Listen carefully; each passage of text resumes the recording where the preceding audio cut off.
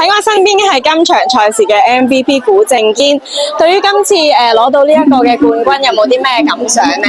有啊，因為呢個青葉王者杯都係上屆先啱啱開始第一屆啦。咁今日我哋連續2屆可以攞到冠軍都好開心啦。希望就可以好似精英賽咁樣，係除咗精英賽之外，第二個係重要嘅比賽同埋學界，即係可能希望大家可以 keep 住條火，繼續試下爭取3連霸。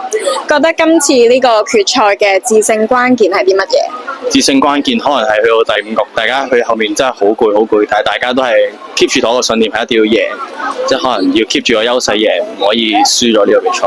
自己有冇啲咩最大嘅得着呢？最大嘅得着堅持啦，係真係去到第5局係真係會好攰，所以堅持好。係見到都打晒5局都其實好辛苦啊！自己會唔會將來都會想喺運動呢一方面發展，或者繼續打排球？